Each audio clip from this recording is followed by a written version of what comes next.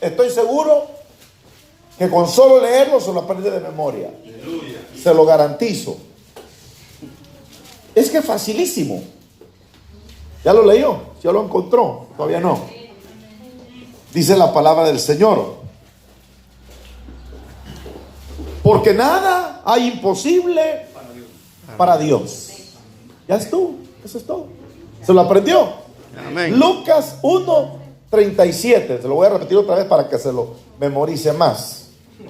Porque nada hay imposible para Dios.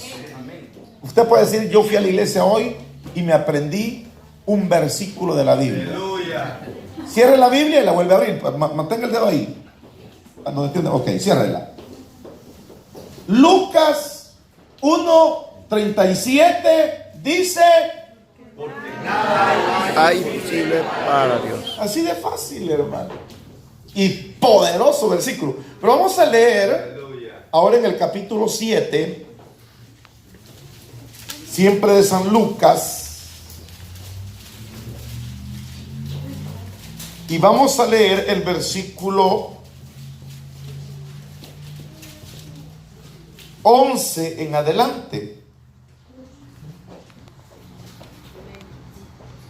Adelantó un poquito ahí en su Biblia. Y en el capítulo 7 vamos a leer el versículo 11 en adelante. Aconteció después que él iba a la ciudad que se llama Naín, e iban con él muchos de sus discípulos y una gran multitud. Cuando llegó cerca de la puerta de la ciudad, he aquí que llevaban a enterrar a un difunto, hijo único de su madre, la cual era viuda, y había con ella mucha gente de la ciudad. Cuando el Señor la vio, se compadeció de ella y le dijo: no llores. Y acercándose tocó el féretro, y los que lo llevaban se detuvieron, y dijo: joven, a ti te digo, levántate. Entonces se incorporó el que había muerto y comenzó a hablar, y lo dio a su madre, y todos tuvieron miedo y glorificaban a Dios diciendo: un gran profeta se ha levantado entre nosotros, y Dios ha visitado a su pueblo. Y se extendió la fama de él por toda Judea y por toda la región de alrededor. Aleluya. Oramos al Señor. Padre nuestro que estás en los cielos, te damos gracias por este momento lindo, Señor, de alabanza, de adoración, de exaltación a tu nombre, de proclamación de tu grandeza. Y hoy, Señor, estamos congregados para dar tu palabra, para entregar tu palabra. Y permite, Señor, que mientras entregamos tu palabra, sean hechos milagros, señales, prodigios en medio de nosotros. Confirma tu palabra, Señor, tu bendita palabra, en el nombre poderoso de Jesús. Muchas gracias, mi Dios. Amén y amén. Puede tomar su lugar. Es importante, hermanos, que nosotros nos identifiquemos y conozcamos al Dios de lo imposible.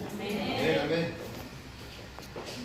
Y es bien importante también entender que las personas que seguimos a Dios, a Cristo, de alguna manera el Señor nos permite que enfrentemos situaciones muy adversas, muy difíciles.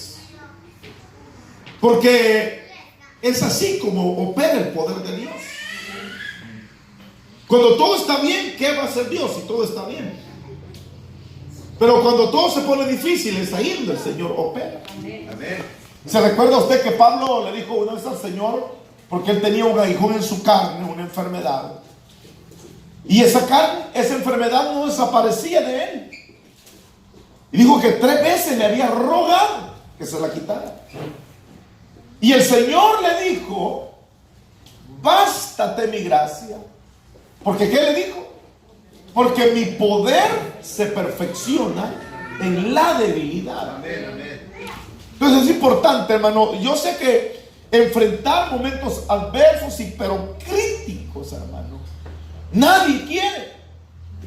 Enfrentar problemas, adversidades, situaciones en las que usted ya no encuentra salida, hermano, ¿quién las quiere?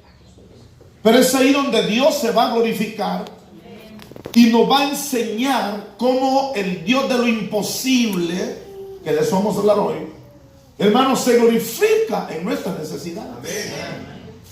Este pasaje de la Biblia, el primero que yo leí, el texto que se aprendieron, nos enseña a que veamos que no hay ningún área en la que Dios no pueda obrar. En todas las áreas nuestro Dios puede obrar. Y el segundo pasaje que yo acabo de leer, yo quiero que pueda, hermano, compenetrarse en la escritura, en el pasaje, y tener estos dos cuadros, porque aquí hay dos cuadros. Hay un cuadro de una mamá que se le murió su hijo. Y ahí hay mucha gente, es lo que dice el pasaje que acabamos de leer. Dice que mucha gente, el versículo 12, de la ciudad había con ella. Había mucha gente, mucha gente. Podríamos decir una multitud. Esta gente, hermano, va desconsolada. No está pensando que algo milagroso va a suceder. Porque nosotros entendemos que el que se murió, se murió. Y por más que pataleemos, hermano, y golpeemos los ataúdes o gritemos, no va a pasar nada en lo humano.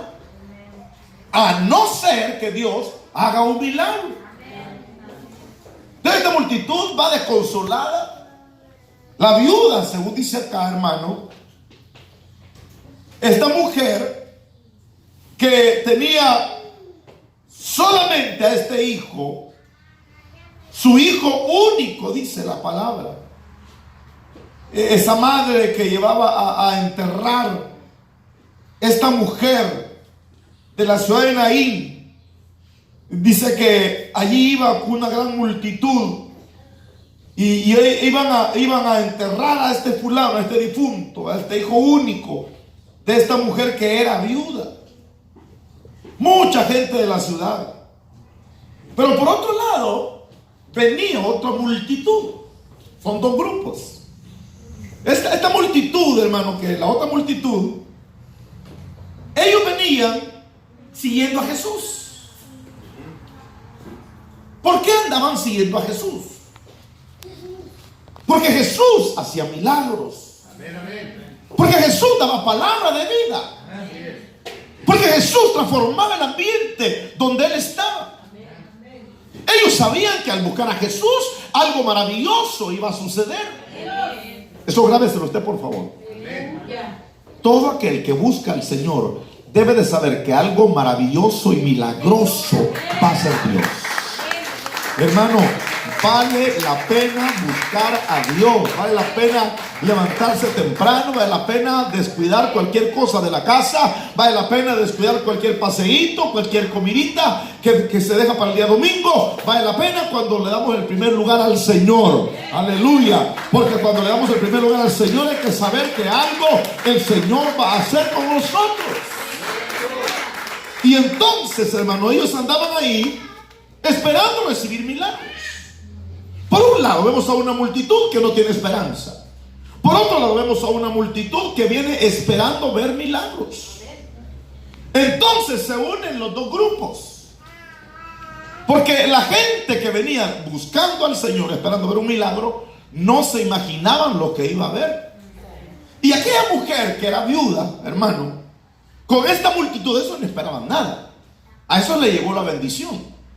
Y entonces dice que cuando el Señor vio al entierro, al fulano que iban a enterrar, dice que el Señor se acercó y dice que llegó a la madre y cuando la vio, le dijo: no llores. Esta es una de las cosas maravillosas de Cristo, hermano, que es experto en consolar. Amén, amén. Esa es una de las ventajas que tienen aquellos que tienen al Señor en su corazón, que tienen cerca al Señor. El Señor siempre dará una palabra de consuelo. Gloria a Dios. Siempre te va a consolar, hermano. Cuando el Señor está contigo, hermano, tiene la ventaja de no estar solo. El Señor está contigo. El Señor le habló y le dijo: no llores. Y se acercó y tocó el féretro, y los que lo llevaban se detuvieron. Y dijo el Señor al joven: a ti te digo, levántate. Quiero que por favor se traslade a ese momento. ¿Qué haría usted que de repente se acerca a alguien y le diga, haga que se detenga un famoso entierro de lo que nosotros conocemos, ¿verdad, hermano? Una multitud de personas llorando, y diga: miren, párense. Y luego se acerca al fulano y le dice: hey, detente y levántate. Así es sencillo. Dice la Biblia que el muchacho, el que había muerto, imagínense, hermano, comenzó a hablar. Así se acá. Amén, amén. Comenzó a hablar. Y entonces, cuando comenzó a hablar, lo entregó a su madre. Era un alboroto, hermano. La gente tuvo miedo, dice. Estaba escandalizada. Glorificaban a Dios. Decía: un gran profeta se ha levantado. Y es bien importante, hermano, entender que en todos los lugares donde el Señor estaba, donde Cristo llegaba, había milagros. Amén, amén. Todos aquellos lugares donde se glorifica al Señor, ahí hay milagros. Y existen dos maneras, hermano, en que el Señor se puede manifestar al hombre. Una es cuando usted lo busca. Eso es así de rigor. Tiene que saber todo aquel que busca, hermano, porque así dice la Biblia. Es necesario que el que se acerca a Dios crea que le hay y que es galardonador de los que le busquen. ¿Qué estamos hablando con esto? Que cuando tú buscas al Señor, tú tienes que